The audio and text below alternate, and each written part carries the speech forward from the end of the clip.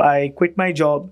I took a 4 month break. Okay. How was the interview process at Uber? Like, what were the skills which was focused on? I had applied for 3 roles. I got a rejection for 2 of the roles. And before Uber, I'd applied to about 20, 25 companies. Hello, everyone. Welcome to this podcast. Today we have Punit with us. Punit works as an engineering analyst at Google. And seeing Punit's journey, it has not been linear. He has had a lot of ups and downs throughout his journey. So now let's hear more from Punit about his journey. So welcome, Punit. Welcome to the podcast. Thank you. Thank you for having me over, Hari. I'm super excited to be a part of this podcast. And before we get started, I'd like to thank you for everything that you've been doing for the analytics community, the support that you offer to students and everybody who's been wanting to get into the analytics space. It's incredible. So I'd like to thank you for everything you've been doing for the community. Thank you. That was great, Punit. Thank you so much for that. So let's just start quickly. So can you just give me a brief introduction about yourself, your background and everything to start with? Sure. So I have grown up in Visakhapatnam. I did my schooling from there. And after my schooling, I did my BA in economics from Delhi University. After that, I did a course in data science and analytics from Insofi, Hyderabad. Okay. And I worked at a startup after that as a data scientist.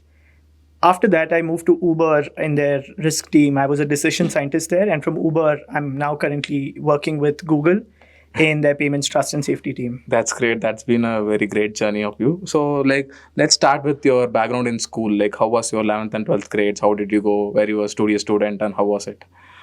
Sure. So I'd like to think I was good at studies, but I also was into extracurricular activities. I played a lot of sports. I did well through my schooling. I topped my 10th and 12th.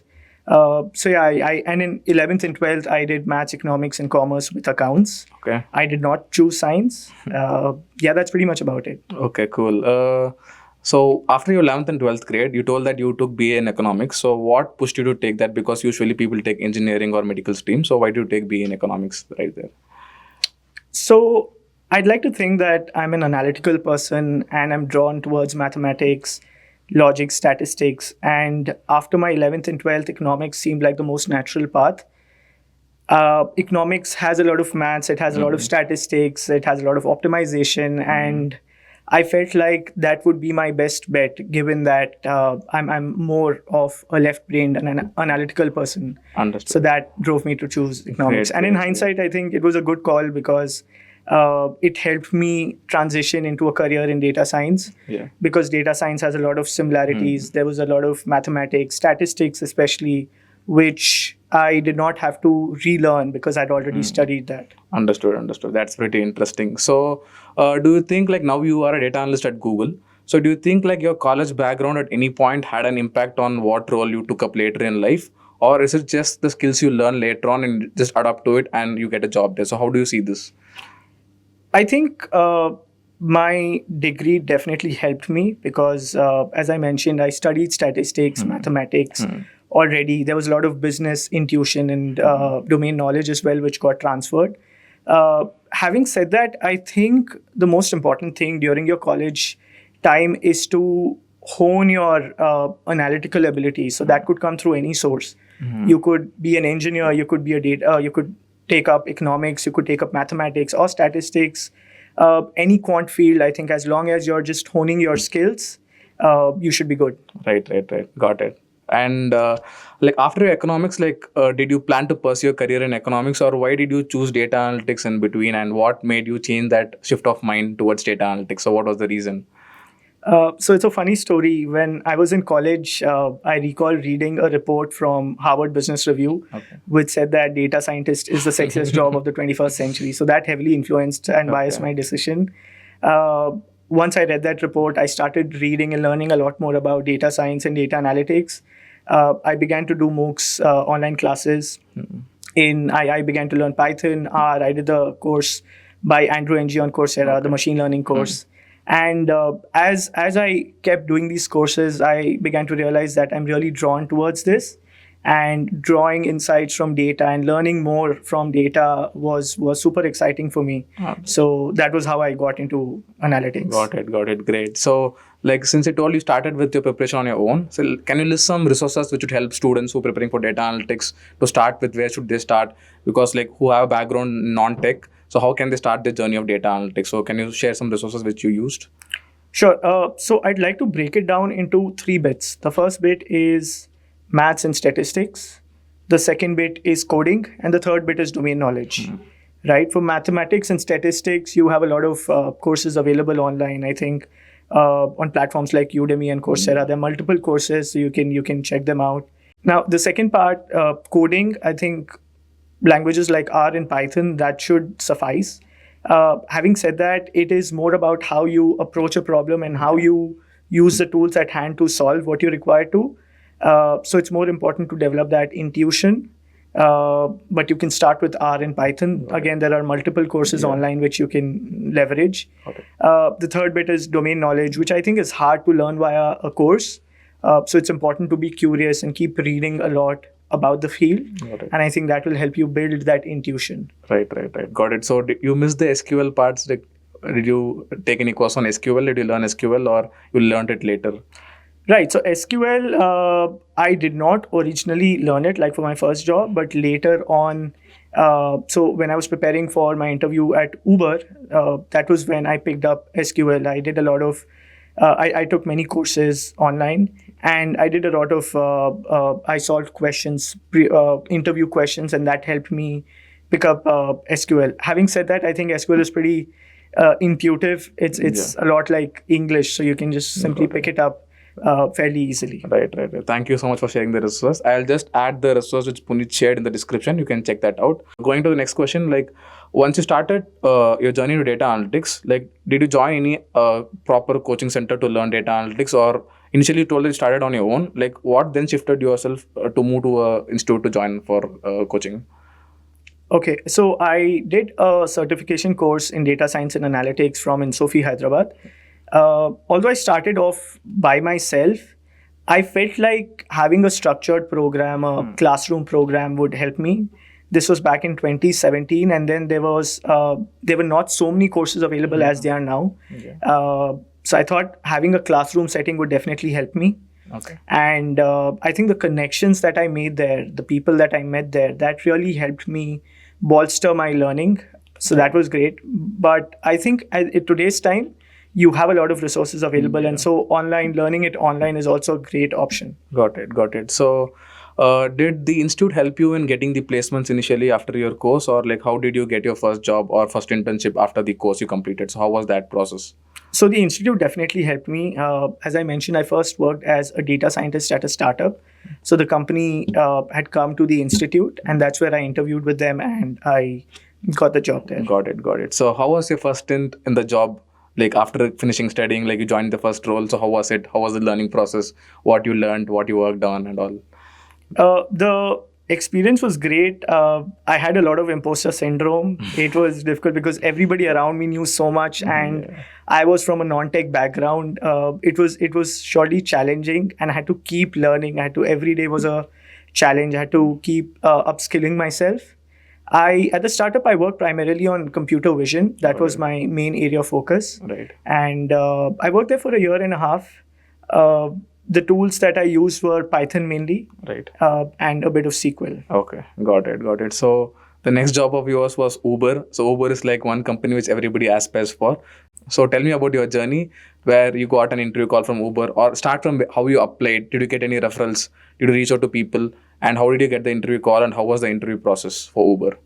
Sure. So a bit of a backstory. After my first job, I kind of got burnt out, and I was not feeling great mentally. So I quit my job. I took a 4-month break. Okay. And once I felt like I was better, I then began reapplying for jobs. And that's when I applied to Uber. And before Uber, I'd applied to about 20-25 companies. I'd given about 15 interviews, but they were not materializing. And when Uber came along, it so happened that it just happened. That's great. That Punit has had a career gap, but still he fought confidently and he got his job at Uber, which is a company which everybody aspires to go in. So like, how difficult was it to find a job after a career break, or like what were the difficulties you faced during that journey? As you told, you applied for 25 companies and you didn't get selected, or even our resumes might not get shortlisted at some places. So how was that journey for you? How did you overcome that, and how did you handle that personally? Sure. So I think the biggest challenge is the mental and the emotional aspect. It's what you tell yourself. It's the self-talk or the negative self-talk that you often do. So that is the main challenge. Getting over that was difficult, but I think I had a great support system. I had great friends in my family who were super supportive, and that I think helped me push through. Right. That was super helpful. Got it. Great. So yeah, just coming back to the Uber interview stage, like how did you apply? So how was the process of Uber? How did it go through?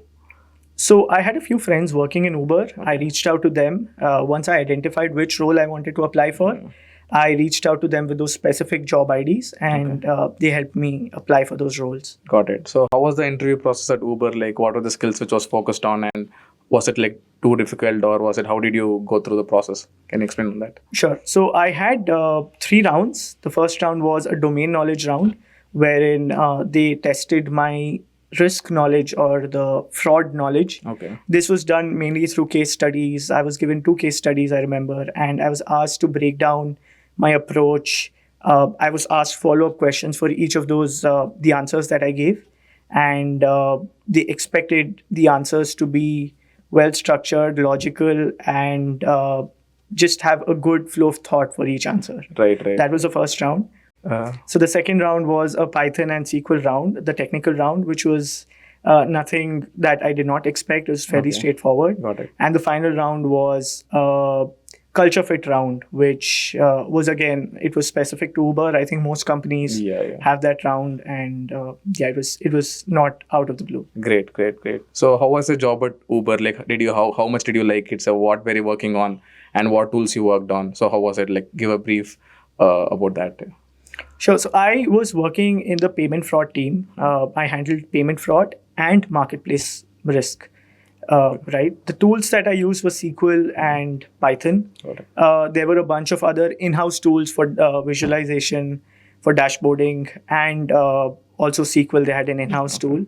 So it was a mix of in-house tools and technologies and SQL, Python. It was in the payment risk space, as I said, and my job was to bring down chargeback fraud, and it was great. The experience was very good because the people that I worked with, it was incredible. I had some great minds I was working with. It was very, very analytical, and it was super fun. Got it. That is a really great experience.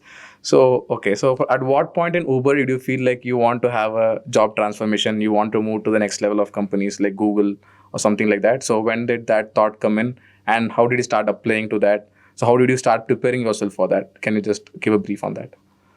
So getting into Google has always been my dream, as it is for many people. But I knew that if I directly applied there, I might not have the best shot at, one, cracking it, and two, even if I got in, sustaining myself there might not have been super easy.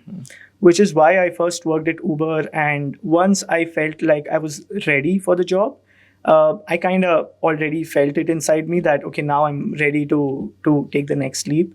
That was about, I think, 2 years after I began working at Uber.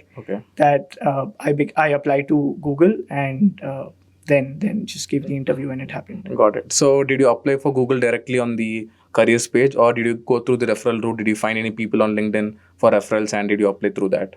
So while applying for Google, I reached out to folks on LinkedIn, folks who were already my connections, and I requested a referral from them.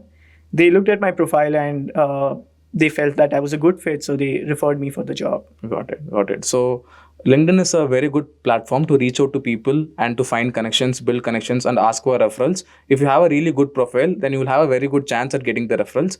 So I'll also tag Punit's LinkedIn profile down here. Punit also offers one-on-one mentorship for people who are interested into starting their career in data analytics. So you can just check out his profile, and you can ask any doubts if you have to him. You can ping him directly. So how was your Google interview processes? Like, how did you prepare for it initially, for making the shift to Google? Like, how differently did you prepare, and what were the resources? Like, I have heard from you that you have prepared very extensively. So can you just walk us through the process? So let me break down the entire process for you. I first applied on the careers page. I applied for 3 roles. I got a rejection for 2 of the roles. The third role, I was waiting on that. And 10 days after I'd applied, I heard back from the recruiter. The recruiter mentioned that I'd been shortlisted. After that, I had a call with the recruiter, a screening call, where the recruiter tested basic skills, basic role-related domain knowledge, and also some basic SQL. Once I cleared that round, I was told that I'll have 4 rounds. Each of the rounds would test a specific skill. Got it. The first round would be testing my general cognitive ability. The second round would be role related knowledge. The third round would be technical knowledge. And the final round would be googliness and leadership. Got it. How did I prepare for these? It was quite an extensive process. I first reached out to folks who were in similar roles, who are already working in these roles, and I tried to understand what tools and technologies they worked on, what their day looked like, and I created a plan on adopting those skills, on learning those skills. For example, I realized that I should be super good at SQL, so that was one skill that I tried to learn, that I tried to master. The second was Python. There was also some domain knowledge. Since I was already working in the risk space, I had that, but I felt like I should learn to relate that to, say, a Google setting. So I did some preparation there.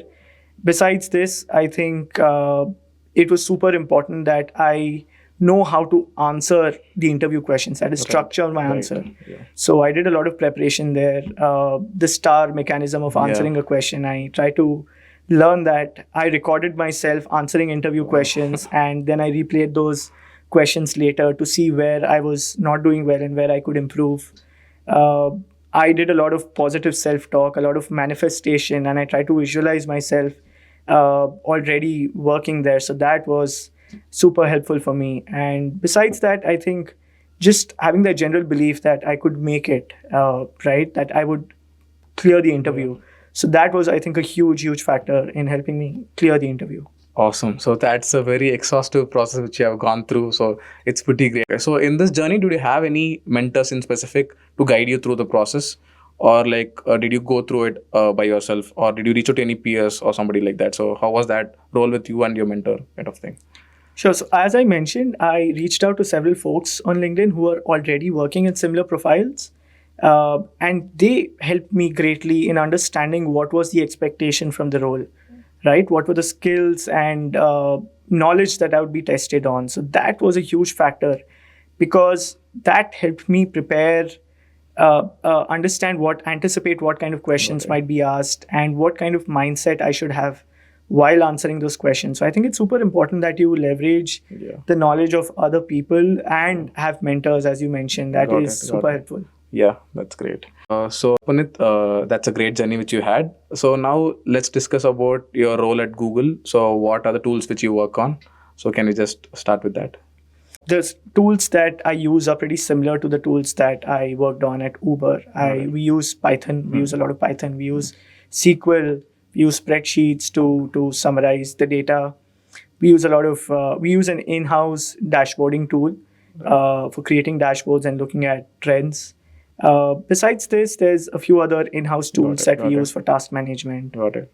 But it's mainly SQL and Python. Got it. Pretty interesting. So how is your life at Google? So I think the biggest perk is the people that I work with. Everybody is super duper talented. Everybody is into 4 or 5 different things. They're into sports. They take care of their health. They are incredible at their job.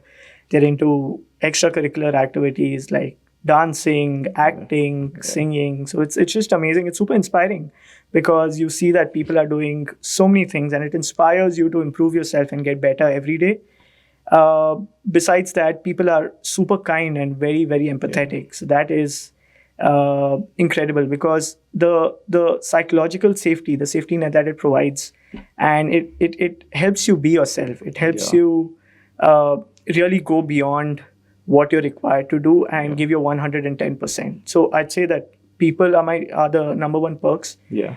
Besides that, I think the work that I do, the impact that I create, that is very exciting because, Google is a global company, one of the top 5 companies. So the impact that you get to create, the opportunity that you have to impact people's lives, I think that is a huge motivator for me. And I'm very, very grateful to get that opportunity. Besides that, obviously the food is, everybody talks about the food. It's amazing. So the thing with food is that one part of my life is fully automated. I don't have to think about food. Yeah. Breakfast, lunch, dinner, snacks, everything is automated, and I get good, nutritious, healthy food Yeah. through the day, and I don't have to worry about that at all. So that unlocks a lot of space Yeah. in my day, and I can use that time into doing productive things, into doing other things. Got it. It's great to hear about the life at Google, and I can vouch for what Punit said. Google is pretty great with what it offers. Finally, Punit, so do you have any message you want to tell students who are preparing for data analytics? Maybe it's people who are starting their careers or people having career breaks, or also there might be professionals who are in some other domain. They want to come into data analytics domain. So what are your advices and suggestions to those people preparing for them? Okay, so my first advice would be to try and have a very strong network of family and friends, of close friends and family, because it gets incredibly challenging mentally and emotionally. Of course, you have to work on your tech skills, the technical aspect of things, but besides that, there's also the emotional bit, and having this close circle of family and friends really helps you give your best. Got it. The second thing I'd like to say is have complete faith and belief in yourself. Have the confidence in yourself that you can do it. Everybody faces imposter syndrome. Everybody has the self-doubt. But try and try to fight it, and try to believe in yourself that you can do it. Because if you don't believe in yourself, who else will? Yeah. Right? And the first thing that I mentioned, having a strong support system, that helps you storm through the challenges that you face. Yeah. Besides this, I think there's no replacement for hard work. Yeah. Right? You have to work hard. Yeah. You have to be disciplined. You have to follow a process. Hard work beats talent when talent doesn't work hard. Right? Yeah. So Wow. you have to work really, really hard and give it your best shot. Follow a process. Be disciplined, and that will take you a long way. Oh.